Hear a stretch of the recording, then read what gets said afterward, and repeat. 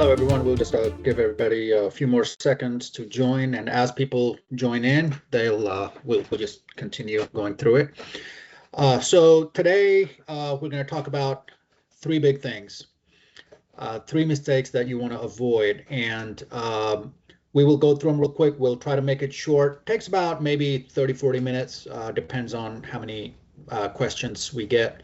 But we'll try to get through it because I know everybody's busy. It's Thursday. Believe it or not, Thursday is supposed to be the best day for a webinar. I don't know why. So we're going to talk about three things that we want to avoid. The first thing is overpriced. Of course, everybody kind of falls down to the price. You know, it's always about the price. If you don't understand something, you base it on price, right? Everybody does that, right? So the second thing we're going to touch on is outdated technology. Now, when I say outdated technology, I don't just mean older operating systems or older computers. A lot of times we forget other ancillary helping technology that goes along with all that. You know, for example, your printers, your copiers, your phones. There's a lot of stuff that goes along with technology that we tend to overlook a lot of times.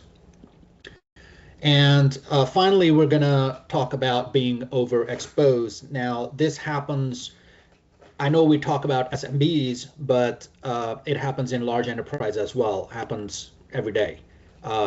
People think that they're safe, even with MFA, people think they're safe, but they're not. And we're going to talk a little bit more about that as well.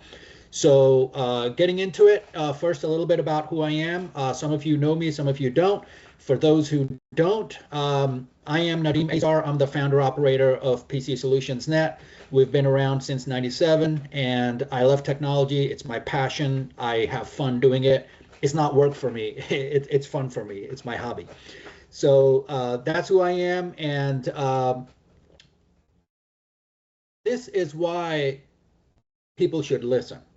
I've been talking at several different venues, and I've got about 20 years or more experience, not just at PCSN, but before PCSN, I was working in a lot of different technology companies. So I've consulted with several SMBs, I even consult with several agencies. So when it comes to security and technology, I have a good idea what's going on and what's happening. And some of you who know me, I'll go on a tangent and I'll just keep talking for days. So, but we have people here to rein me back in, so don't worry about that. So getting right into it, paying too much for too little. Now, what does that mean? So one of the things that we don't have a good way of measuring is, how do you figure out a good provider versus a not so good provider, right? The problem is we don't have a good baseline, and we don't have a good way to benchmark. How do you benchmark something that you don't know? I mean, like, for example, when you talk about technology, you're talking about measuring somebody. How do you measure technology? Right? It's a very soft service. It's based on so many different things. So with that, a lot of times we see what happens is a customer might have some tools, let's take the example of antivirus, and you're getting antivirus from one provider, and then you're getting antivirus from another provider, and all of a sudden you have 2 or 3 different types of antivirus on your system. Each of these providers have these things built into their package.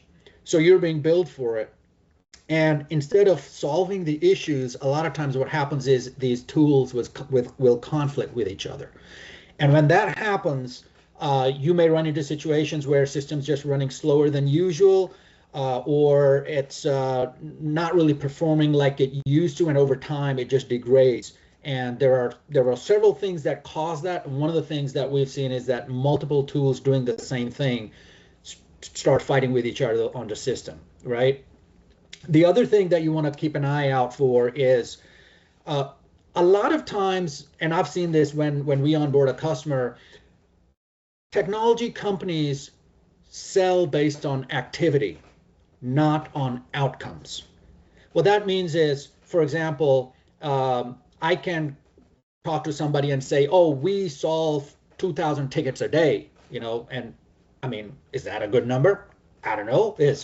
So the customer doesn't know. They just see, oh, okay, you go through 2,000 tickets a day. Is that really a good thing? My question would be, why are you getting so many tickets a day in the first place, right? Like, where is your process broken that you're getting so many tickets a day? And that's something that we need to look out for, is make sure that your vendor, whatever the vendor is, it's not talking to you about activity. The vendor's talking to you about outcomes, right? And this is ever more important in the MSP world. For managed service providers, we see this all day long. People talking about, oh, well, our response rates are so low. We can solve so many tickets a day. Oh, our techs solve, 1,000 tickets a day. Well, some of those things may not be the best things to measure the outcomes. Another thing that people have in place are legacy contracts. Now, this is not just for technology. This happens in pretty much any space. A lot of times we get stuck into contracts for multiple years.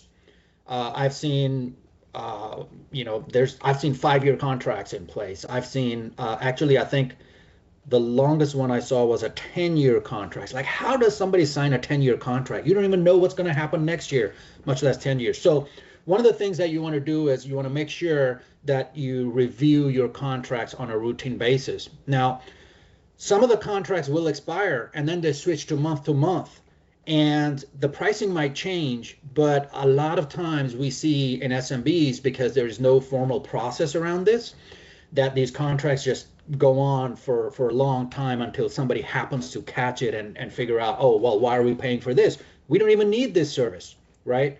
We switched up the provider a long time ago. People just, somebody forgot to review that contract and then cancel it because it was not used anymore. So be sure to have a cadence of reviewing your contracts. Now, if you have some sort of compliance in place, your compliance might require you to go through contracts, your vendor contracts.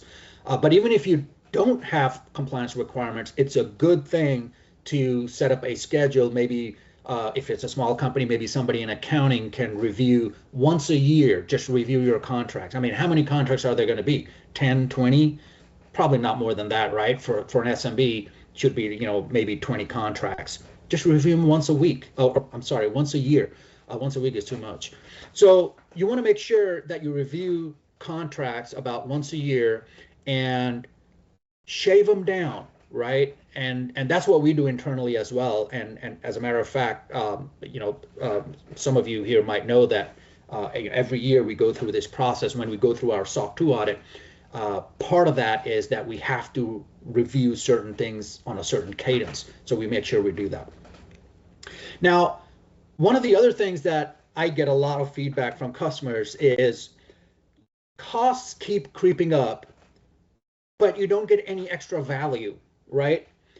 A lot of times I've seen this happen where, something started at a certain rate and then over time it just crept up, but it was built into the contract, right? Like, 10%, 20%, whatever it is, was built into the contract. So the provider kept moving up the price range, and yet you were not getting any more value. What I see a lot of is value actually diminishes over time. So if you don't give customers extra value, your value is actually diminishing over time. It's almost like if you're not moving forward, you're actually moving backwards, right? Because the whole world is moving forward.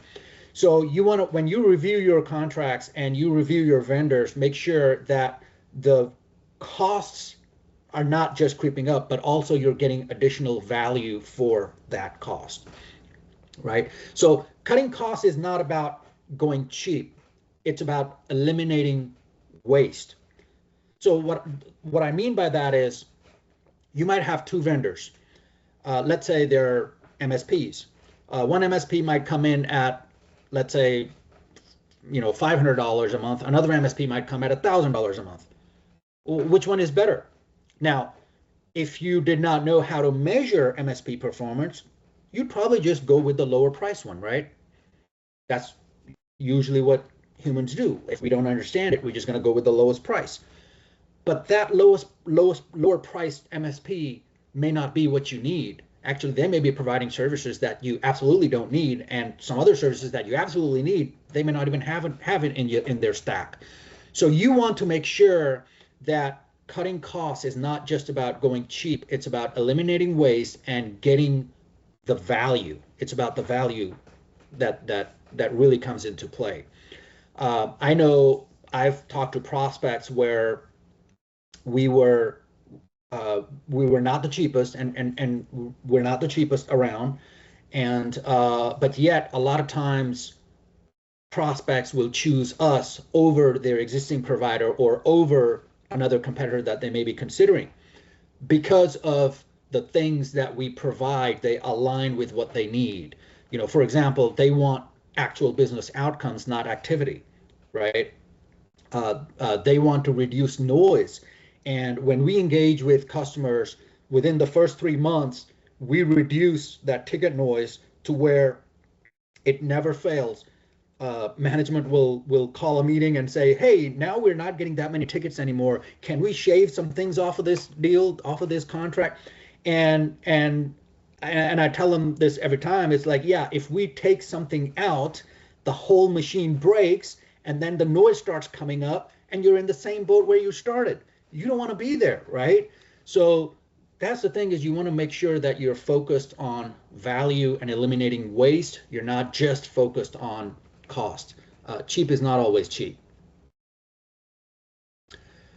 Now, the other thing, the second thing that we have is running on yesterday's tech. Now, what does that mean?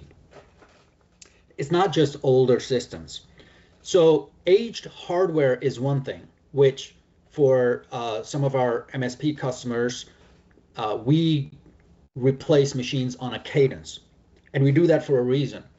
It's always a lower cost to replace a machine while it's still functioning, as opposed to when a machine completely dies and then you want to replace it, right?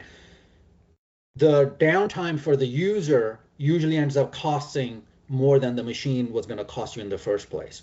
So for customers, we actually have an analysis on the back end. We analyze how many machines customers have and what the warranty on those machines are, what the end of life on those machines are, and how many we need to replace on a monthly or quarterly basis so that the machines are always within their lifetime, right? We don't want them to be end of life. And this is very important right now because there are a lot of SMBs out there that have, for example, Windows 10 still running on their machines. I know, I would say probably 80 to 90% of SMBs out there right now have one or more Windows 10 machines running, and Windows 10 is going end of life, right? So we need to make sure that we have a game plan to replace these aging systems. And Windows 10 is just one thing. What about servers? Servers get forgotten because nobody's actually sitting in front of a server all day long. And a lot of times servers are running older software. I've seen customers we onboard and they're still running SQL Server 2008. I mean, that's an easy upgrade. Just do it.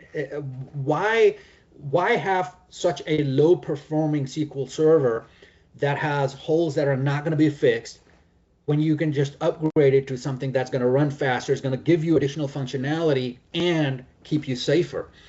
The problem a lot of times is just the fear of change, because a lot of times, and I've seen this, is oh yeah, it's SQL Server whatever 2012. We don't want to upgrade to the latest greatest because we don't know what it's going to break. And SQL Server is one of those things where upgrades are fairly seamless. But even if they were not, I would say you need to do a test on the upgrade, and you need to figure out a game plan for upgrade anyway, because as we go forward in time, security is becoming a bigger and bigger problem. And we want to make sure that you don't leave holes in the systems, and especially OSs, which are customer, end user facing devices. And not only do they increase security risk exponentially, but also they lower the productivity of your users. So make sure that users are not running on old hardware, that you have a cadence for upgrades and you upgrade before hardware actually fails. And one of the things, of course, in this day and age is, as you think about upgrading, and I know some of you here are already considering things like this, as you think about upgrading, think outside the box. What I mean by that is, in the old days, yeah, we had to have servers on-prem, but now we have options. We don't have to have servers on-prem. We can have servers in the cloud. And a lot of times these servers in the cloud, pretty much every time the overall outlay of capital is about the same, whether it's on-prem or it's in the cloud. But most times it's actually cheaper to run it in the cloud. Yes, you're switching the lump sum capital outlay into a monthly recurring fee, but when you calculate over 10 years, you would have paid less for that cloud resource as opposed to on-prem server. One of the things that, in my experience, people miss a lot of times is when people think about on-prem servers, people think that once they spend the money, it's done. They don't have to spend that money again. But that's not true. You have to spend that money every 5 years or 8 years, whatever the time frame is. Some companies will stretch it to 8 years. But worst case, every 8 years, you still have to spend that lump sum money to upgrade that equipment. And what happens when something fails in between? That's all on you. Now, somebody has to scramble to fix malfunctioning hardware. With cloud systems, all that is gone away and at a lower cost. It just makes sense. I wouldn't say just jump on it blindly. You need to do an analysis, a cost analysis and functionality analysis, and figure out a game plan to do it. So, for example, if you have systems on-prem, maybe some database servers and some web servers, it may make sense to not just move these servers as they are to the cloud. It may make sense to re-architect some of these things, because newer ways of doing things are available now in the cloud. So that's something that you want to consider. So when you start thinking about replacing outdated IT, then you can start plugging in newer ways of doing things that are going to make the whole thing more efficient, right? So be cautious of that. And I know a lot of companies, probably we're creeping into the mid-size space. They have no choice but to go to a hybrid type situation, right? So you might have some servers on-prem, you might have some servers in the cloud, and the goal might be to eventually move everything to the cloud, but you're slowly taking that path, and that's fine as long as you have a game plan. The idea is to keep making progress. The problem happens when you get stagnated somewhere, you get stuck somewhere, and then one day you look up and 8 months have passed by, and now you have a lot more stuff that you have to get through to get to that good level. So don't think of it like, I've had customers, owners of small businesses ask me, hey, yeah, we haven't spent money for 12 years on this stuff. I know it's old and I need to spend some money. And I'm thinking, no, you don't need to just spend some money. You need to spend a lot of money, because had you upgraded every 5 to 8 years, you wouldn't have had to spend all that money. So you're thinking you saved all that money, but you really didn't, because your productivity for your users was suffering because they were using such antiquated hardware that you're not even taking into account. All you're thinking about is how much money I did not spend on maintaining or upgrading this stuff. So when you break it down and look at the big picture, it just makes sense to keep up with technology. It's more or less like when you maintain your vehicle, right? You get your oil change, you get your brake pads fixed or replaced, you get your tires replaced, right? you're not waiting until you see threads coming out of your tires before you replace them, right? It's the same thing that happens with technology. And by the way, nowadays, cars are very technologically advanced. So, so that's the thing is you want to make sure and stay ahead of the technology curve and upgrade systems on a cadence. Now, here are some of the things that you can implement right away, right? These are things that are going to protect you. And these are, if you're working with an MSP already, they're probably doing this. But even if they're not, you want to make sure that somebody is doing this, because this can save you and from a really bad situation. So one of the things is that you want to make sure that you don't have weak passwords. You will not believe, we still, every now and then we stumble on a system that is using like a 1 2 3 4 5 type password, right? You don't want to have that.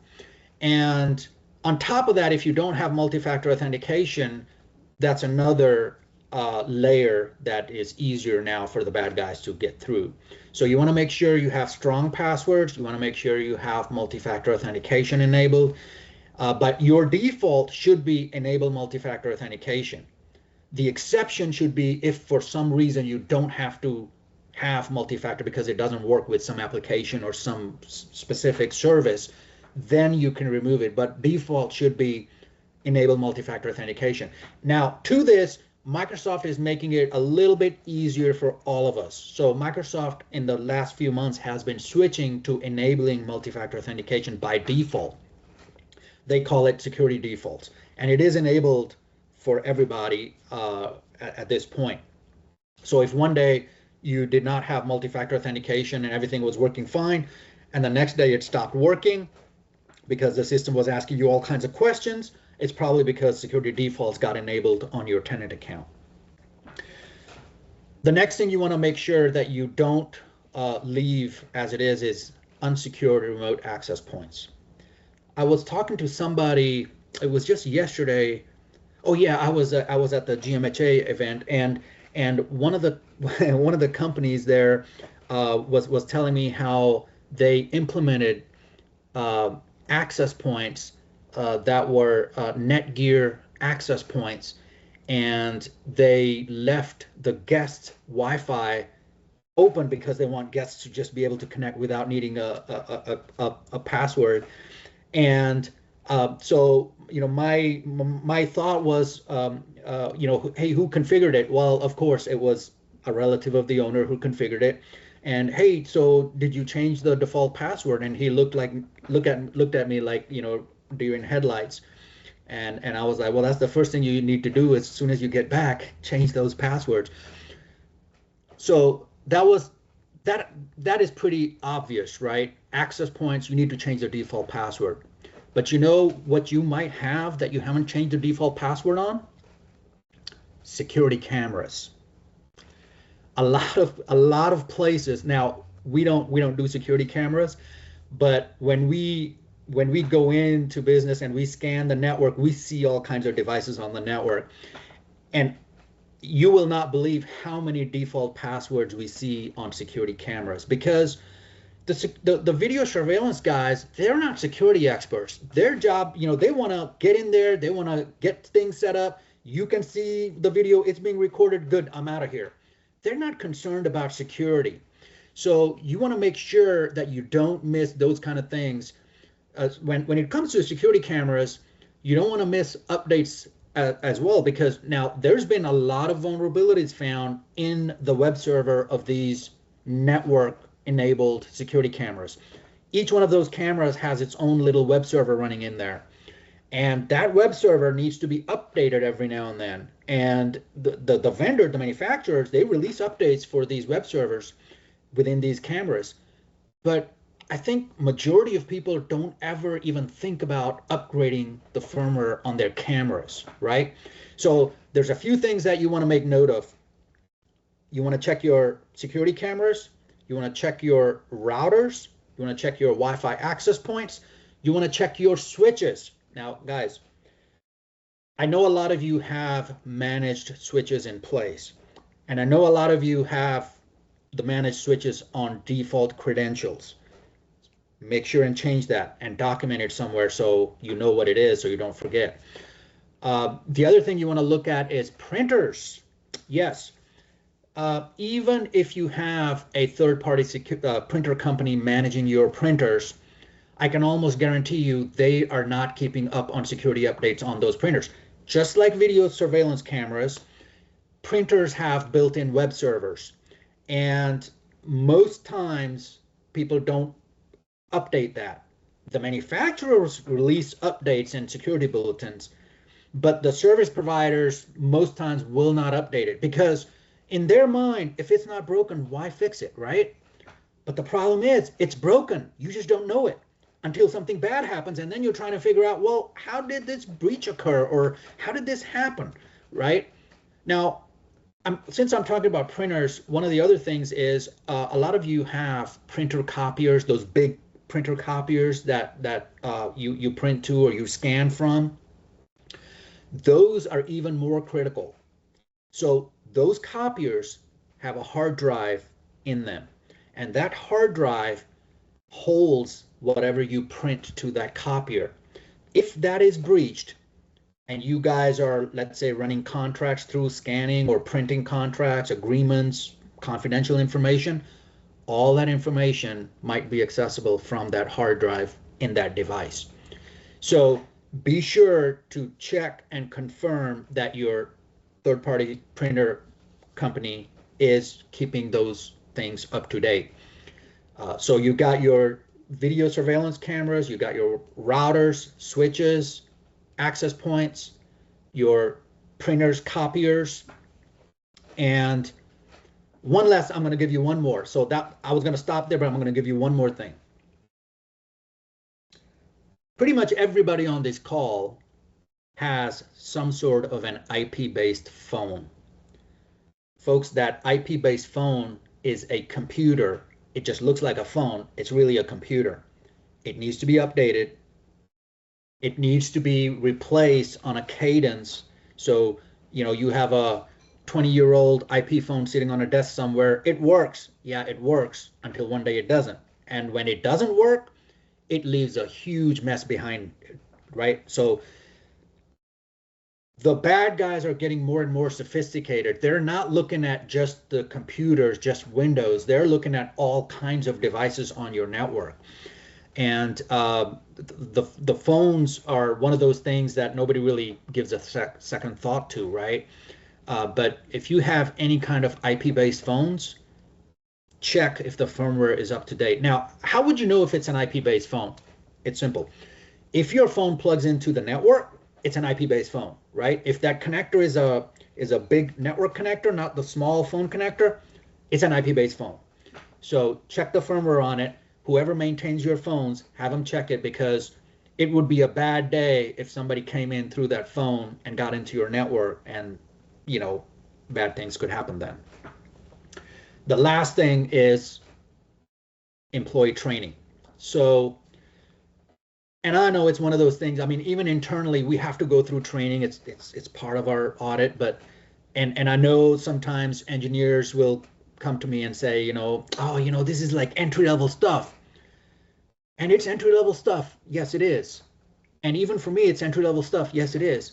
But every once in a while, I pick up something or something refreshes in my mind, and it helps me out.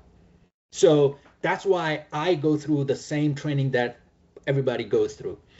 It's not a matter of whether we know it a lot or not. A lot of times we know these things, but we just don't think about them.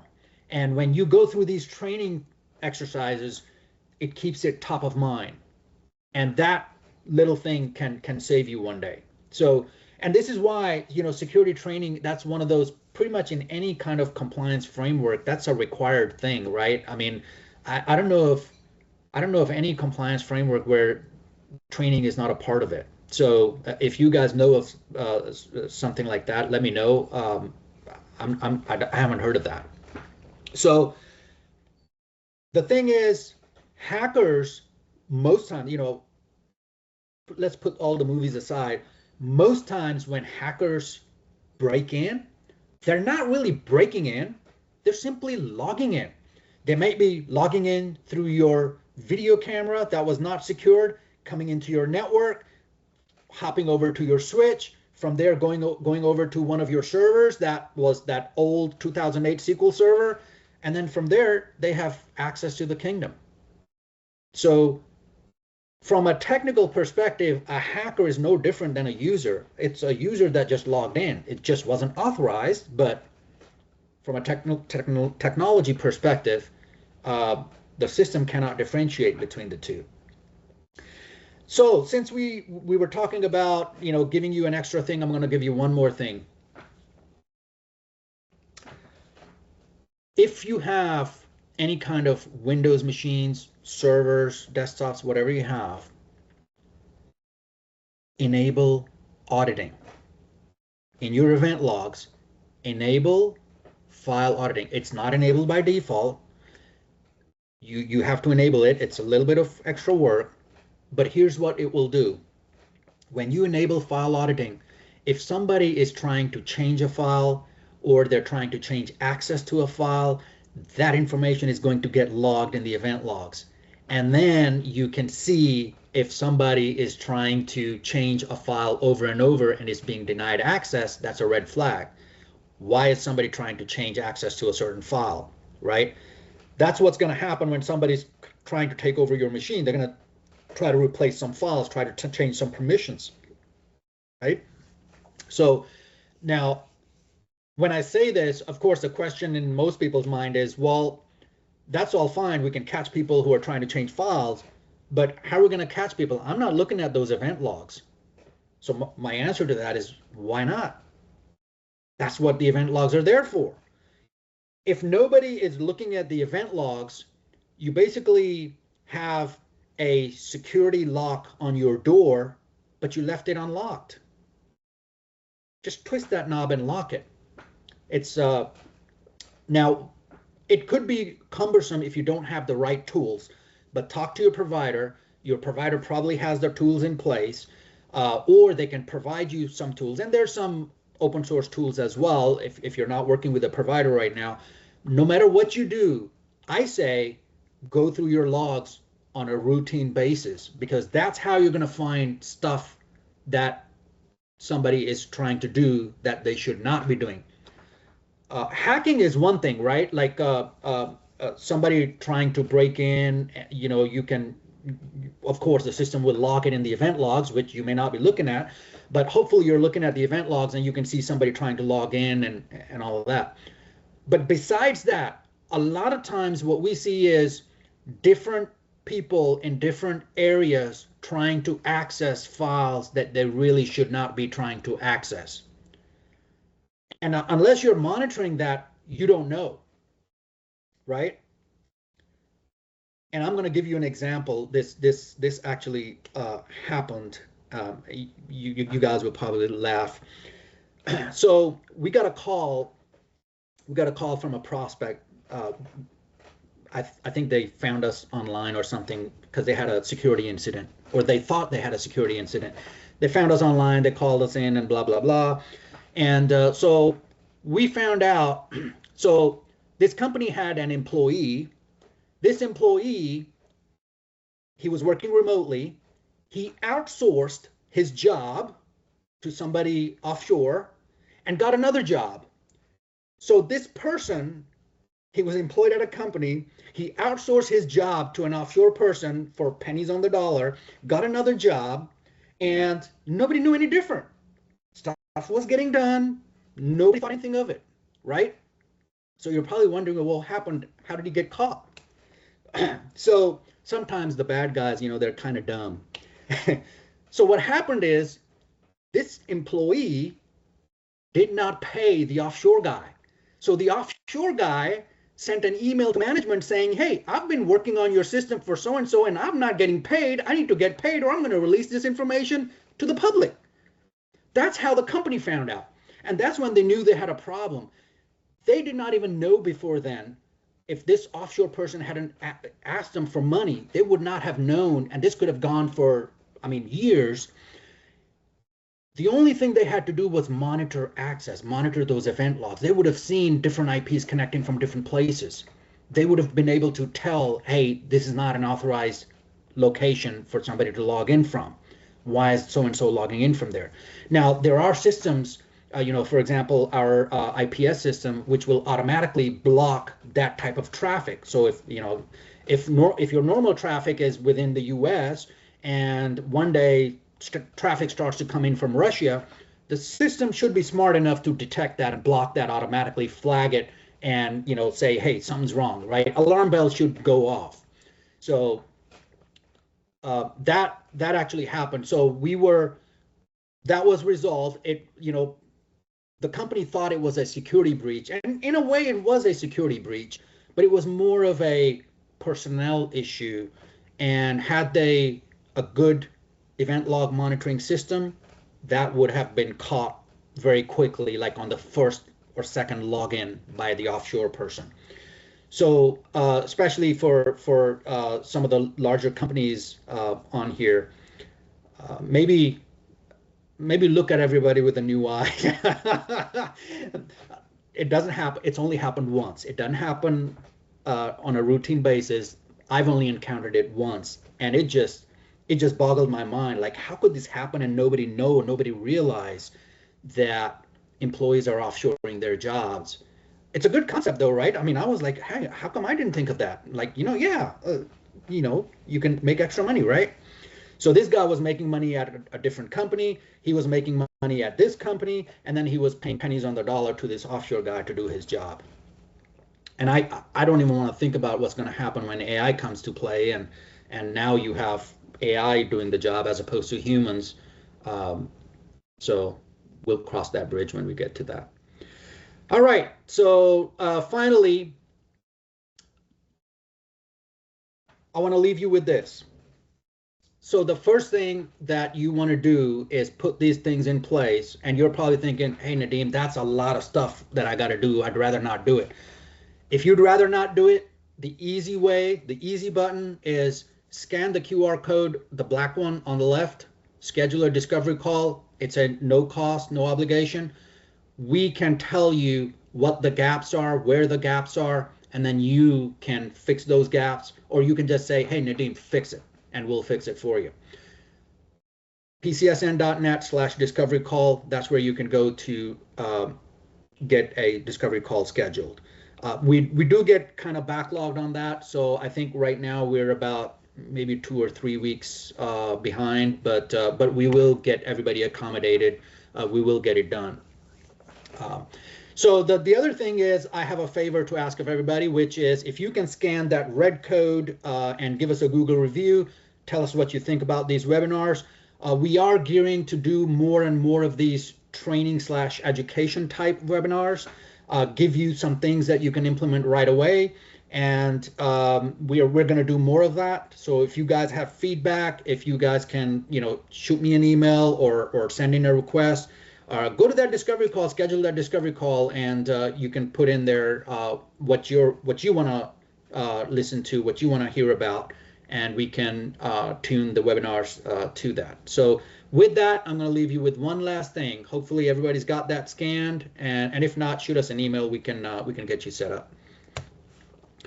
Next webinar is going to be August 28th, and it's going to be 3 technology traps SMBs walk into. And not only are we going to give you the traps, we're going to also show you how to escape them.